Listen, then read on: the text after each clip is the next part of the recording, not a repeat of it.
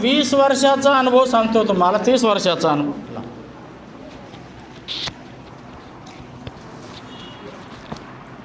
माझा 30 वर्षाचा अनुभव तुम्हाला सांगतो. ज्या वेळेला आपण परमार्थात येतो, अशुद्ध मन पद, अशुद्ध मन म्हणतो, आपल्याला काय करायचं ते? आपला काय संबंध आहे त्यात? गुरुची सेवा करायला येतात, तुमचे पण गुरु आहेत ना. अशुद्ध मन असा म्हणतो, आपला त्याशी काय संबंध नाही. अशुद्ध मन गणपतीच्या मंडळाच्या पोरांना नावं ठेवतं, मग तू वेळ दे. त्याने धर्म टिकवून ठेवला, खाल्ला त्याने, केली मजा, पण धर्म टिकवून ठेवला. तुझ्या बाळाला, तुझ्या मुलाला गणपतीची आरती पाठ झाली आज त्यांच्यामुळं. हे अशुद्ध मनाचं काम आहे, फक्त धर्माला बोट करणं, हे अशुद्ध मनाचं काम आहे. आणि मग तुम्ही मला सांगा, ज्या वेळेला चेतना आणि चिंतन ह्या 2 गोष्टी आहेत, चेतना भौतिक आहे, चिंतन आध्यात्मिक आहे. बघा, वेड्याला सुद्धा भूक लागते, चेतना आहे त्याला. कोमात गेलेल्या माणसाच्या पण भूक लागते, फक्त त्याला जाणवत नाही, त्याला सगळं द्यायला लागतं. येड्याला पण ताण लागते, शारीरिक त्रास होतो, चेतना आहे, चेतना भौतिक आहे आणि चिंतन आध्यात्मिक आहे. आपण चेतनाला एवढं महत्त्व देतो, एखादी भाजी जर आपल्याला टेस्टी लागली नाही, चेतना आहे बरं का ते, आपण समोर त्याच्या माणसाची इज्जत काढतो, चेतना आहे ती, भौतिक गोष्ट आहे. आणि मग तुम्ही मला सांगा, चिंतन कधी करायचं? सगळ्या गोष्टी चेतनावरच चाललेल्या आहेत. आता आपण ट्रेनमध्ये बसलो, एक उदाहरण देतो तुम्हाला.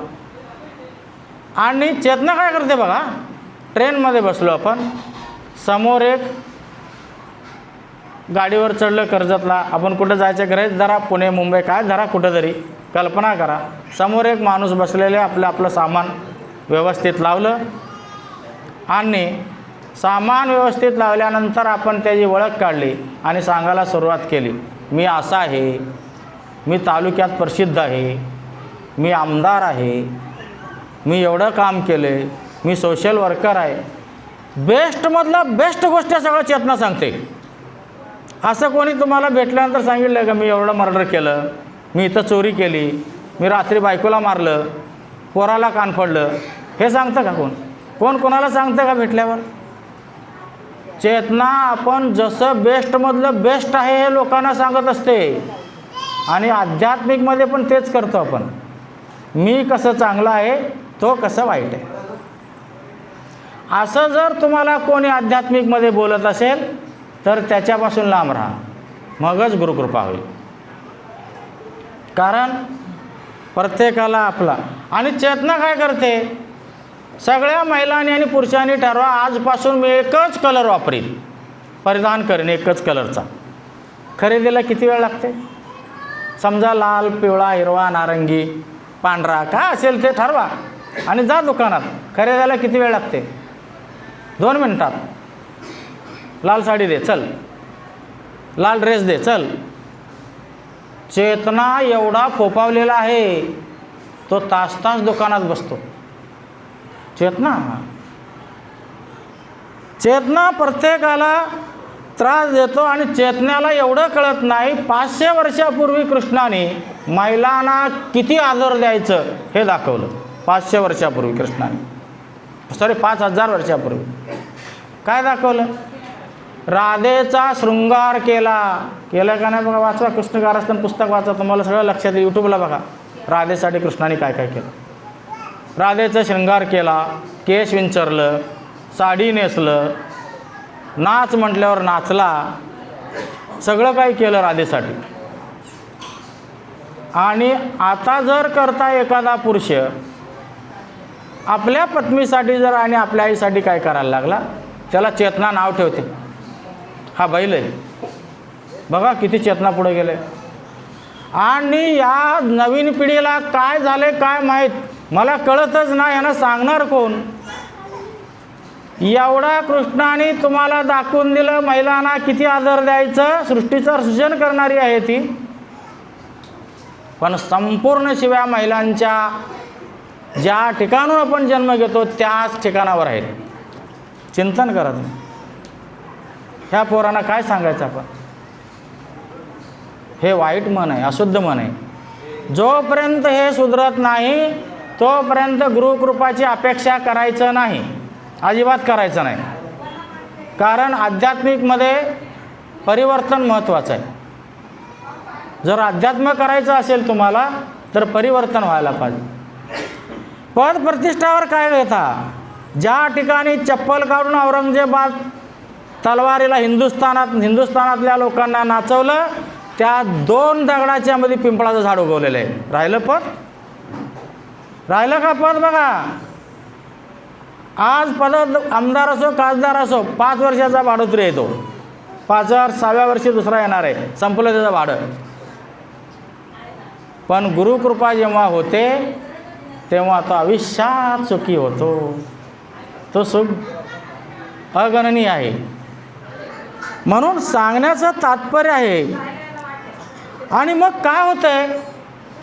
इथं मागायला उशीर आहे, द्यायला उशीर नाही. तुम्ही केंद्रात सेवा करा, कितीतरी लोक आहेत. आज आमच्या केंद्रामध्ये 4-4, 5-5 सेवेकरी रजा टाकून सकाळपासून इथंच पडलेत. का? त्यांना माहीत आहे तर काय मजा आहे, काय मजा आहे, सेवा केल्यानंतर काय मिळतं त्यांनी जाणलं. 5 ते 5 वाजता केंद्र उघडतात, त्यांनी जाणलं काय मिळतं त्यात. कारण त्यांचा मन थोडा शुद्ध झालं, अशुद्ध नाही राहिलं. आता तुम्ही मला सांगा, मागायला उशीर आहे, द्यायला उशीर नाही हो, पण पात्रता तरी पाहिजे ना आपली. पहिलं पात्रता तरी बनवायला पाहिजे. आपली झोळी फाटकी आहे, मागून उपयोग काय? घालेल ते खाली पडणार आहे, कारण घेताच येणार नाही. महाराजांना माहीत आहे. म्हणून आणि मग संकट आल्यानंतर लोक म्हणतात, महाराज म्हणतात भिवू नको, पाठीशी आहे, हा शब्द वापरलं जातं. याला महाभारतातलं उदाहरण देतो तुम्हाला.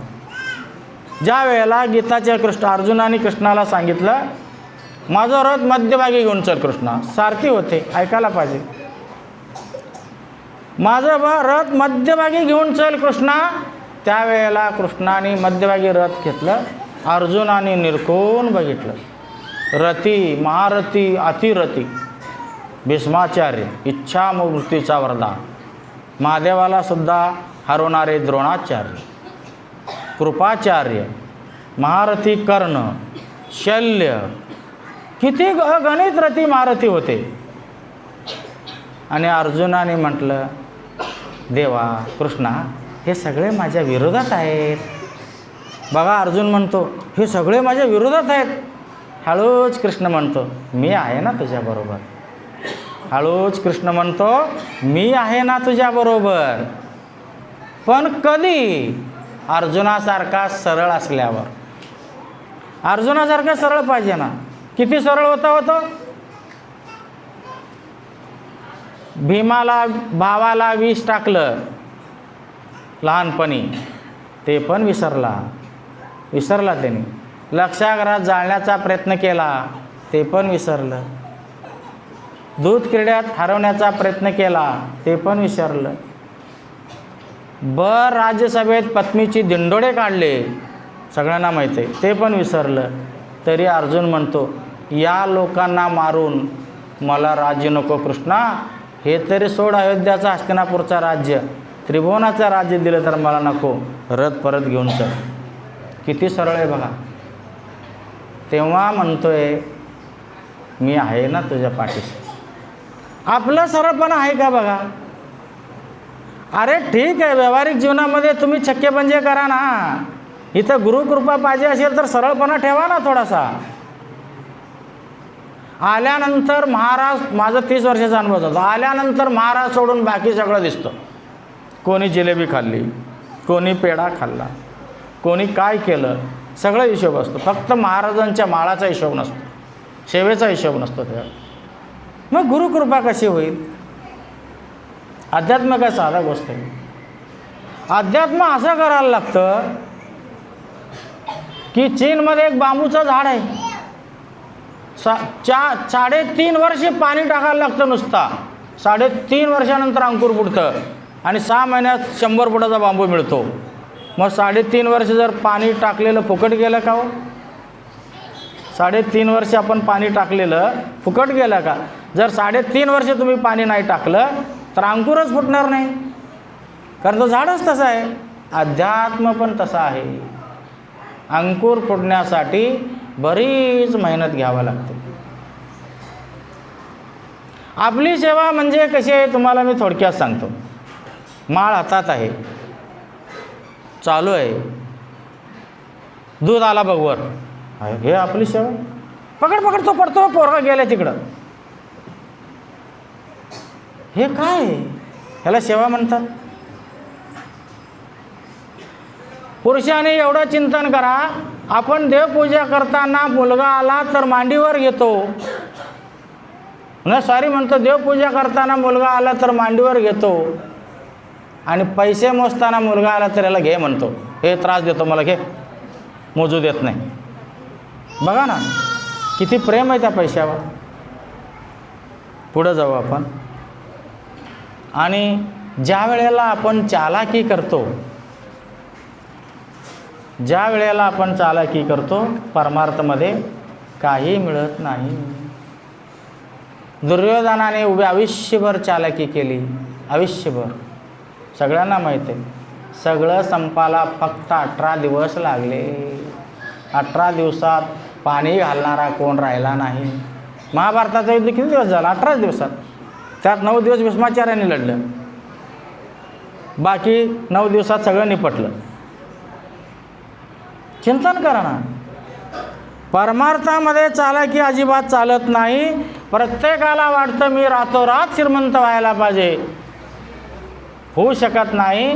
आणि प्रत्येकाला वाटतं रातोरात मला कृपा व्हायला पाहिजे, होऊ शकत नाही. त्यासाठी सेवा केलं पाहिजे. आणि प्रश्न असा आहे, अशुद्ध मन बराच काय करतं, बराच काय करतं. म्हणून मी तुम्हाला पहिल्या सांगितलं, डोळे वटारून आपण मुलाला गप्प बसवतो, परत तुम्हाला आठवण करून देतो, आणि पती पत्नीला बोटावर नाचवते, पत्नी पतीला बोटावर नाचवते. चालतं घरात. आवाज काढून म्हाताऱ्या माणसांना गप्प बसवतो घरात. एवढं सगळं कंट्रोल ठेवणारा माणूस मनाला का कंट्रोल ठेवत नाही? चिंतन करा. जर मनाला कंट्रोल ठेवलं तर गुरुकृपा निश्चित आहे, 100%. पण तेच होत नाही आपल्याला. आणि मग काय माहिती आहे का, माझी खूप श्रद्धा आहे. लोक म्हणतात माझी खूप श्रद्धा आहे. कसलं श्रद्धा आहे? श्रद्धा वेगळं. जोर जोरात आरती बोलणं म्हणजे श्रद्धा आहे. डोळे बंद करून माळ करणं म्हणजे श्रद्धा आहे. चांगले हिरवे पिवळे कपडे नेसणं म्हणजे श्रद्धा आहे. श्रद्धा ते मागत नाही, श्रद्धा त्याग मागते. काय त्याग केलं तुम्ही मला सांगा. आणि यालाच श्रद्धा म्हणतंय. नीट ऐकून घ्या. माझा गुरु माझ्यासाठी जे काही करणार आहे ते योग्यच करणार आहे. माझं काम फक्त सेवा करणं आहे. याला श्रद्धा म्हणतात. जसं लहान मुलाला आईने मारलं, ते रडत आईकडंच जातं. किती मारा तुम्ही, परत रडत आईकडंच जातं बिरगाला. कारण त्याला विश्वास आहे मी इथंच शिक्कोर आहे. बाबाकडे जात नाही ना, मारू दे ना आई किती, ते आईकडंच जातं परत. त्याला विश्वास आहे मी इथंच शिक्कोर आहे, बाकी कुठं मला संरक्षण मिळणार नाही. म्हणून सांगण्याचं तात्पर्य असं आहे, माझा गुरु माझ्यासाठी काय करेल ते योग्यच करेल, आणि करते तो चांगलाच करतोय, आणि मला माहीत आहे ते माझे कधीच वाईट करणार नाही. याला म्हणतात श्रद्धा. आणि आपण आपल्या मनासारखं झालं नाही तर लगेच म्हणतो काय जाऊन उपयोग नाही तिथं, काय मला बरं वाटलं नाही. तुझ्या मनाप्रमाणे आहे का? तुझ्या मनाप्रमाणे चालत नाही ना. तुझं पूर्वकर्म तपास. आपली 45वा कुंडली जर बघितली, 45वा, त्याचा 1 मिनिटाचा जर फरक असेल तरी ती कुंडली चुकते. नाळ कापताना जी टाईम आपण पकडतो बाळाची, ती जर टाईम परफेक्ट असेल तर 45व्या कुंडलीमध्ये आपल्याला समजतं आपले पूर्वजांनी काय दिवे लावले, किती अनाठाई कमवलं, किती धर्मकार्यात अडथळा आणलं, किती लग्न मोडले, सगळं हिस्ट्री मिळते आणि त्याचे फळ आपल्याला भोगावं लागतं. कारण ते सगळं करून त्यांनी 7/12 तयार केलं होतं. मग त्या 7/12चा उपयोग आपण घेतो म्हणून आपल्याला भोगावं लागतं. पुढं जाऊ आपण. मग तुम्ही मला सांगा, मग शुद्ध मन काय असतं? शुद्ध मन वेगळं असतं. शुद्ध मन असा असतो तर दास्यभक्तीमधला शिरोमणी म्हणणारा हनुमंतरायाचं उदाहरण देतो तुम्हाला. हनुमंतरायाला ज्या वेळेला हनुमंतराया सीतेसमोर उडी मारून उभा राहिले अशोकवनात लंकेमध्ये शोध काढल्यानंतर, त्यावेळेला सीतेने विचारलं, थोडक्यात सांगतो तुम्हाला, कल्पना करा, हनुमंतराय गेलेले आहेत अशोकवनात, सीतेसमोर उभा राहिलेले आहेत, उभ्याला अंगठी टाकलेली आहे, अंगठी बघून सीता म्हणते हे माझं रामाचं अंगठी. मग हनुमंतराय उतरलेले आणि मग सीता म्हणते माकडा तू कोण आहेस? सीता म्हणते हे माकडा तू कोण आहेस? तेव्हा तो काय असं सांगितला, पंचमहाभूतामधला एक माझा बाप आहे वायू, असं सांगितलं का? पंचकन्यामध्ये एक माझी आई आहे अंजना, असं नाही सांगितलं. मला अग्निसुद्धा जाळू शकत नाही असा ब्रह्माचा वरदान आहे, माझ्यावर कुठला शस्त्र चालत नाही असा इंद्राचा वरदान आहे, मी पाण्यात पण मरणार नाही, अग्नीत पण जाळणार नाही, मी अमर आहे, मी वज्र दे, असं काय सांगितलं?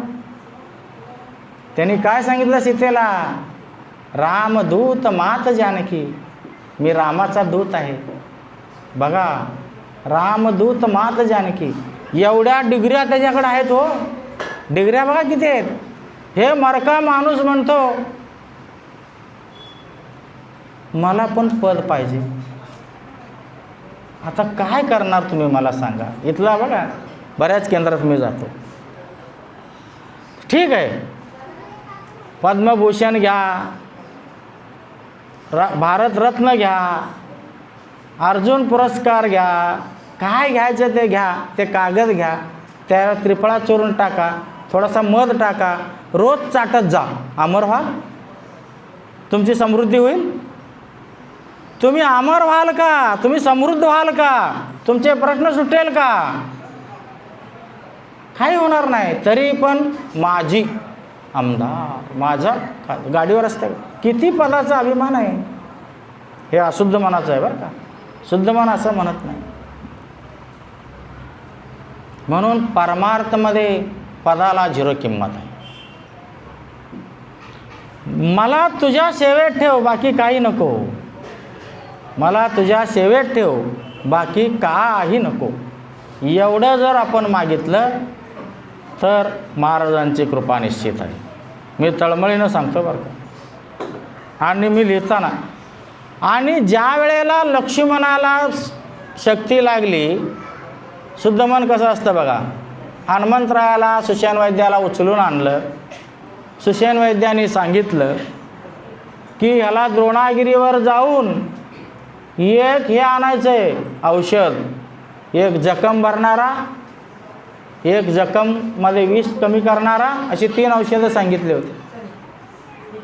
हनुमंतरायाने सांगितलं का? हनुमंतराय बोलले मला वेळ नाही.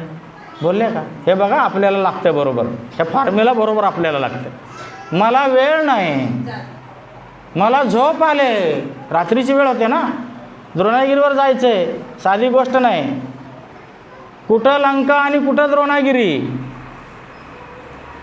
हनुमंतराय असं नाही बोलले मला वेळ नाही, मला झोप आले, मी जेवलो नाही, मी एकटा कसं जाऊ, मला औषध माहीत नाही.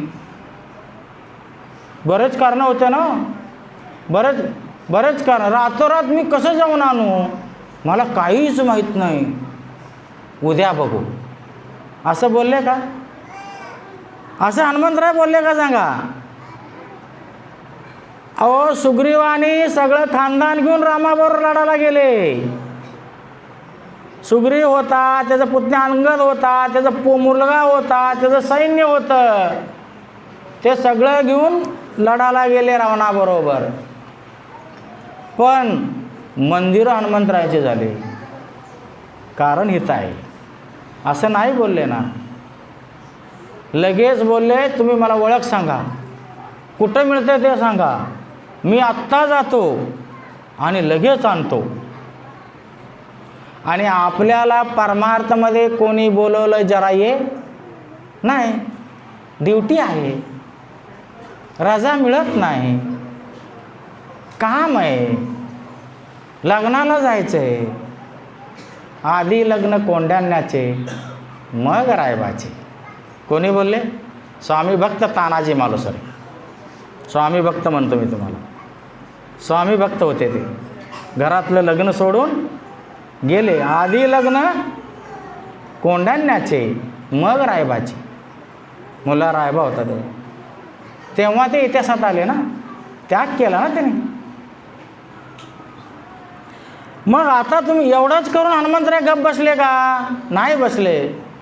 त्यांनी सांगितलं सूर्याला दम भरलं. बघा काय म्हणतात, याद रखना, ते म्हणतात याद रखना संकट सूर्यवंश पर आया है. गोस्वामी तुळशीदास देतात, ते वाचल्यानंतर माझ्या अंगाला काटा आलं. म्हणून तुम्हाला मी सांग, याद रखना संकट सूर्यवंश पर आया है, मैं आने से पहले किरणों का चमत्कार हो गया. याद रखना संकट सूर्यवंश पर आया है, मैं आने से पहले किरणों का चमत्कार हो गया. सूर्यवंश का सूरज अंधकार में डूब जाएगा. सूर्यवंश का सूरज अंधकार में डूब जाएगा. पहिला रिक्वेस्ट आहे. त्यांनी सूर्य हनुमंतरायचे गुरु आहेत. पहिला रिक्वेस्ट आहे. बराच संवाद केलं, ते मधलं सांगत नाही, आपल्या वेळेचा प्रॉब्लेम आहे म्हणून. बराच संवाद झाल्यानंतर ते काय म्हणतात बघा, माफ करना दिनकर. बारीवर आला हनुमंतराय, आता पक्का बारीवर आले. माफ करना दिनकर, अंजनीचे तन से पाला है मुझे, अंजनी ने तन से पाला है मुझे, बचपन से तुम्हें मालूम है हनुमान कितना हिम्मत वाला है. तुला माहीत आहे मी लहानपणी तुला पकडला होता, म्हणून म्हणतात बचपन से तुम्हें मालूम है हनुमान कितना हिम्मत वाला है, इसलिए छुपके रहना भगवन. काय म्हणतात, तू लपूनच राहा, नाहीतर काय करीन मी, वही क्रूर साधन करना पड़ेगा, वही क्रूर साधन हो, मुख में रखने का वही क्रूर साधन होगा. मला तेच करायला लागेल, तोंडात धरणं. मुख में रखने का वही क्रूर साधन होगा, जब संकट मोचन होगा, जब लक्ष्मण का दुःख मोचन होगा, तब तुम्हें मोचन कह द्यागा. ज्या वेळेला लक्ष्मणाचं दुःख संकट मोचन होईल, त्यावेळेला मी तुला सोडीन.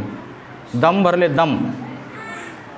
न मानावे गुरुचे वचन, तेने नारायणे अंतरे ते. देव जरा आपल्यापासून लांब होत असेल तर गुरुचं पण मानू नका, गुरुचं पण मानू नका. भरताने आईचं मानलं नाही, बळीने शुक्राचार्याचं मानलं नाही. बघा ना, मानलं नाही त्यांनी. देव जवळ आपल्यापासून लांब जातो, गुरु असलं तरी राहिलं, मला काय देणं घेणं नाही. म्हणजे हनुमंतराय किती पुढे गेलेले आहेत बघा. पहिला विनंती, नंतर दम, आणि लगेच संजीवनी आणायला गेले.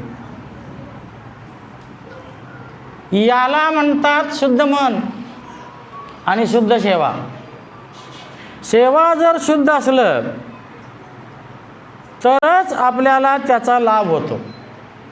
आणि आपण रोज सारामृत वाचतो. बरेच लोक वाचतात. काही जणांचं 100 पारायण झालं. तुम्हाला सारामृतमधलं सार सांगतो, फक्त सार. ज्यांनी लोभ केला, नीट आहे का सारामृतात, ज्यांनी लोभ केला, कोणी केला? कोणी केला? चोळाप्पाने. आठवते सारामृत वाचताना? ज्यांनी लोभ केला, महाराज त्यांचे घर सोडले. सोडले का नाही? वाचता का नाही सारामृत आपण? ज्यांनी लोभ केला, महाराज त्यांचे घर सोडले. ज्यांनी भौतिक वस्तूवर प्रेम केला, महाराजाकडे येणारे लाडू, काजू, बदाम, शेला कोणी गोळा करत होते? सुंदराबाई.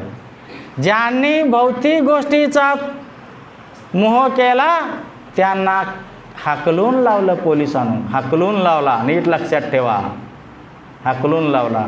म्हणून सेवेकऱ्यांना सांगत असतो, लक्ष पायाकडं, पेढ्याकडं नाही. हाकलून लावला.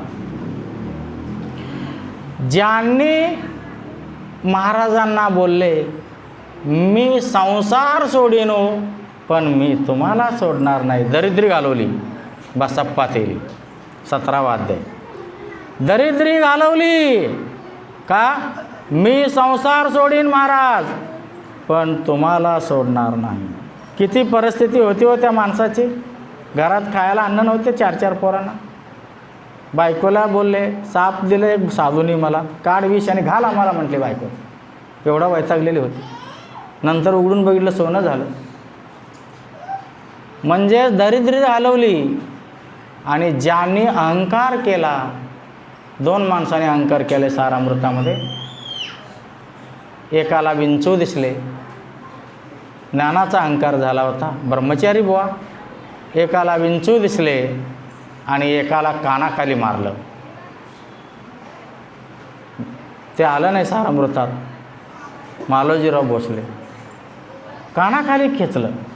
राजे मालोजीराव भोसले गाडी, घोडा, हत्ती सगळं घेऊन आले होते. पद असं पायाने मारलं.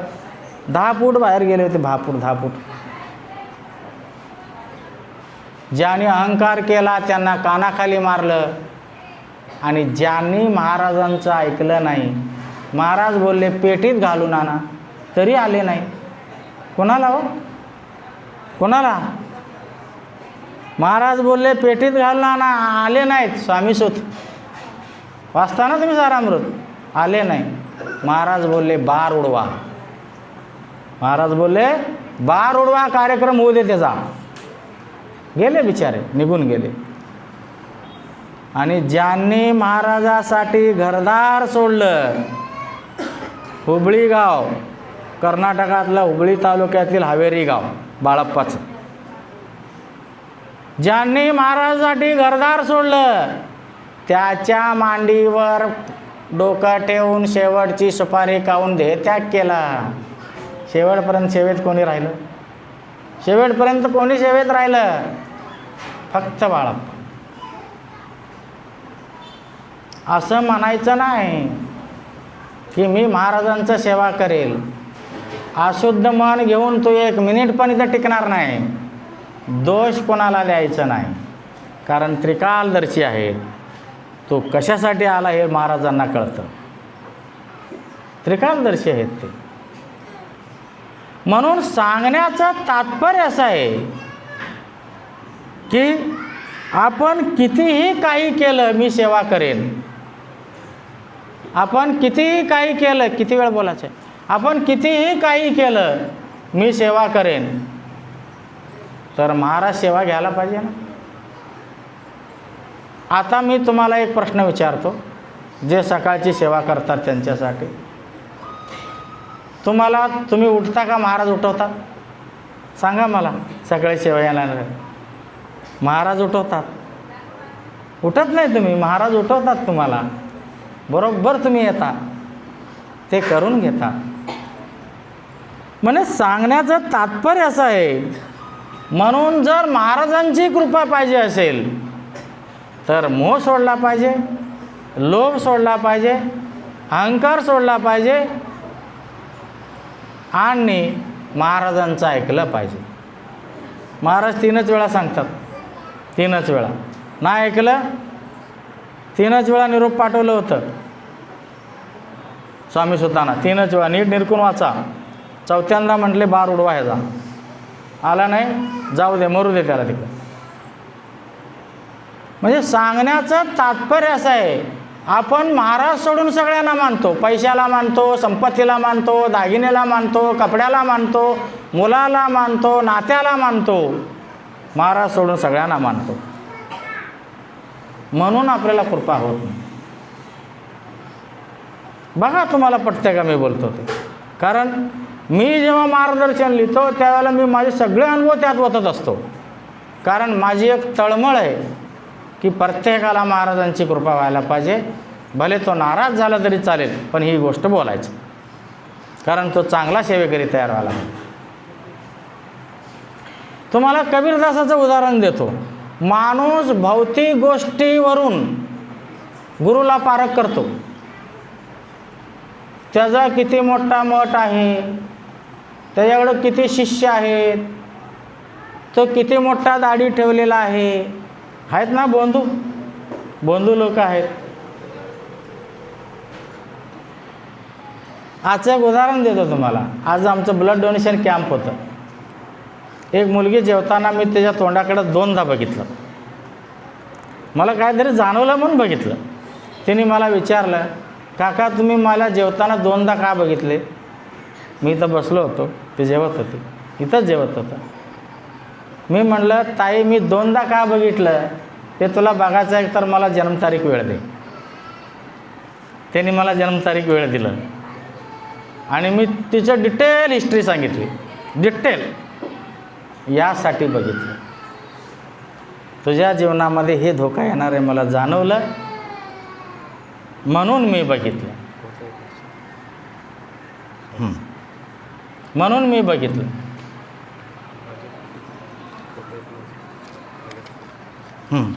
म्हणून मी बघितलं. आता तुम्ही मला सांगा, जाणवलं तर सांगितलं, त्यांना बोलू, प्रश्नोत्तरला तुम्ही या. मी समोरच्या माणसाला बोलू देत नाही. मी सांगत असतो हे असं आहे, असं आहे, तसं आहे, हे असं करू नका, जा आता घरी. बोलायचंच नाही तर फक्त सगळं मीच सांगतो.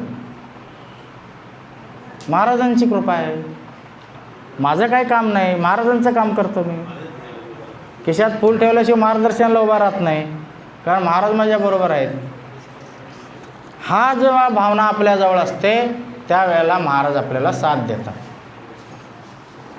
तर कबीरदासाचं उदाहरण देतो. कबीरदासाचे बरेच शिष्य झाले काशीमध्ये. जरा इंटरेस्टिंग उदाहरण आहे, मला पटलं आहे म्हणून देतो. कारण आज गुरुपौर्णिमा आहे. आपण पण पोंगा भविष्यकार आणि बोंधू साधू घुमणारी भक्तीन याच्या मागं लागून थकलो. फरक काय पडलं नाही, कारण पडणारच नाही. कारण देव अंगात येतच नाही. देव अंगात आला तर तुम्ही टिकणारच नाही. पृथ्वीच्या वजना इतका देव आहे. आणि मला प्रश्न असा पडतो, जे 2-2 दिवस आंघोळ करत नाही त्यांच्याच अंगात देव कसा येतो? मला प्रश्न अजून सुटला नाही बरं का माझा प्रश्न. एखादा कलेक्टरच्या अंगात देव येत नाही, तहसीलदारच्या अंगात येत नाही, साधा क्लार्कच्या अंगात देव येत नाही,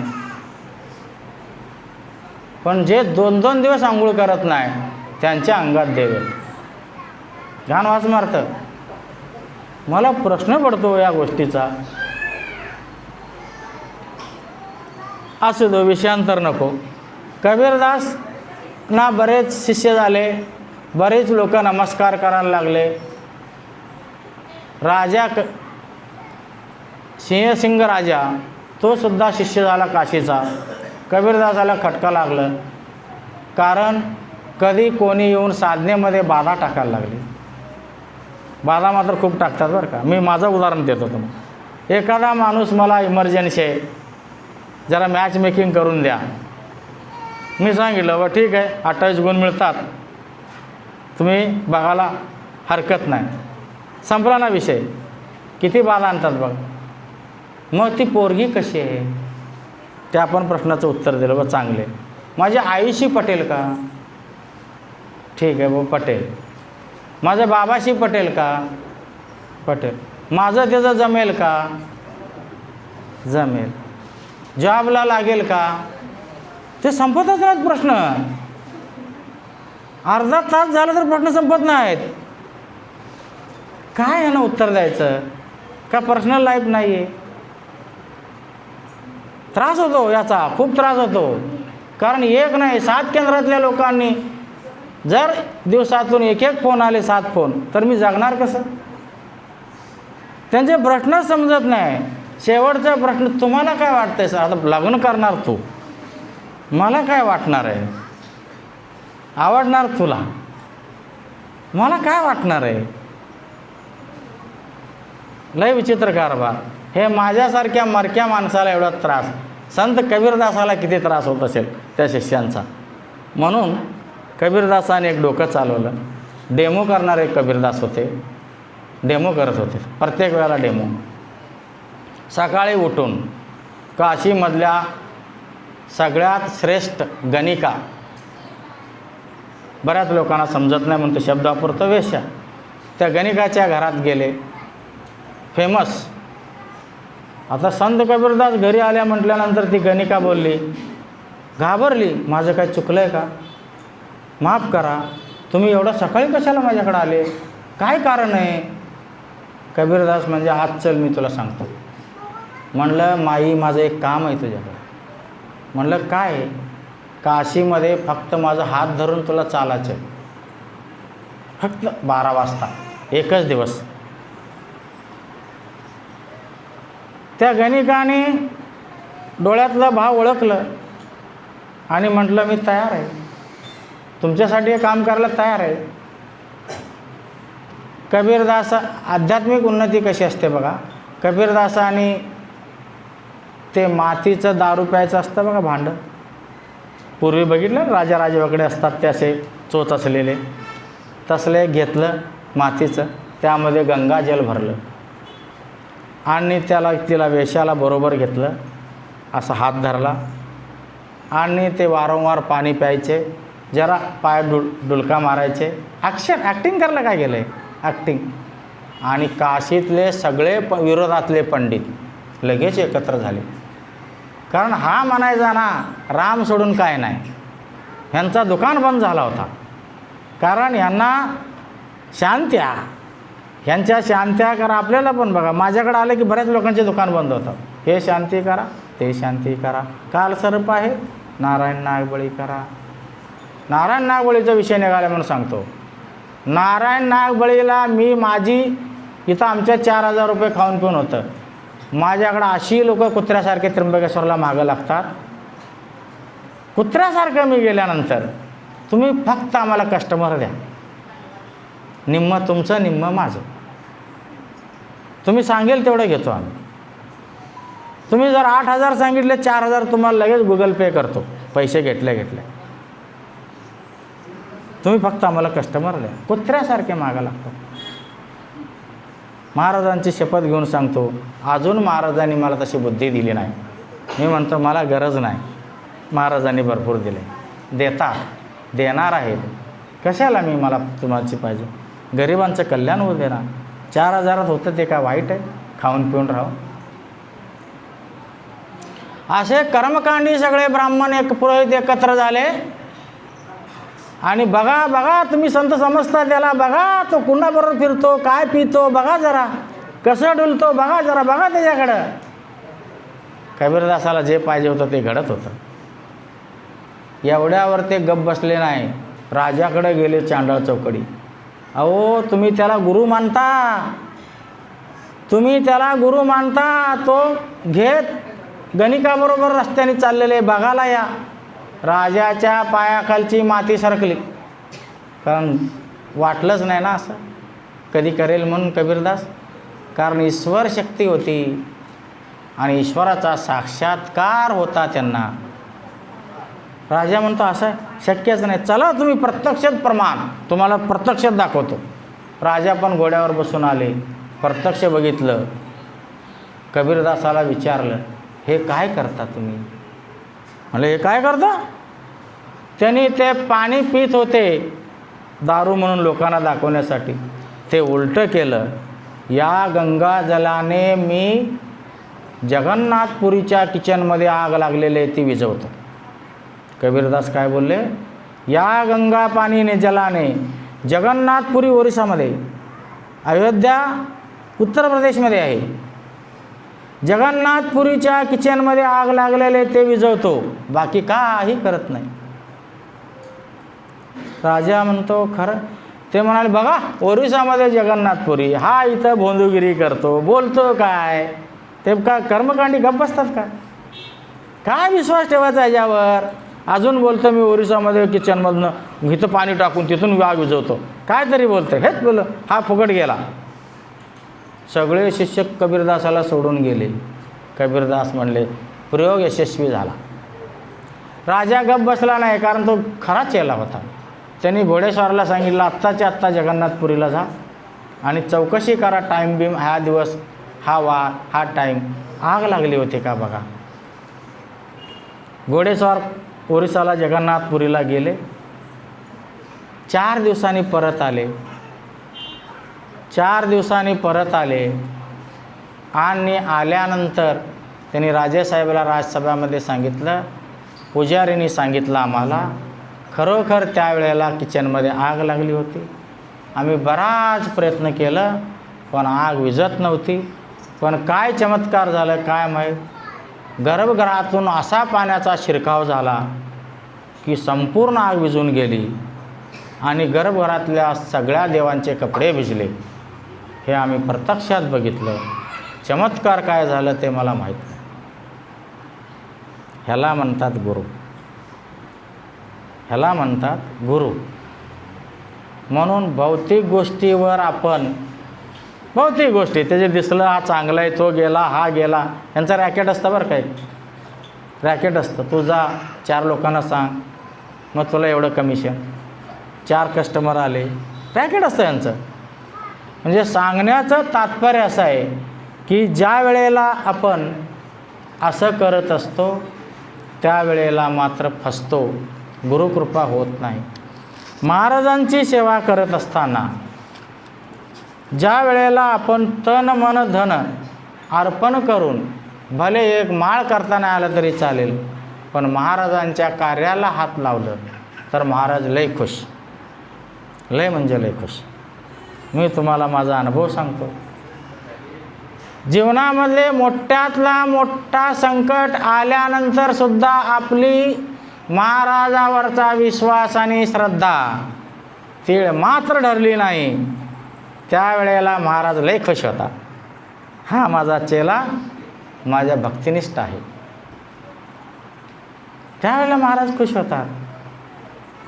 मग आपल्याला ज्या वेळेला सेवा करायचं आहे त्यावेळेला सेवा केलंच पाहिजे.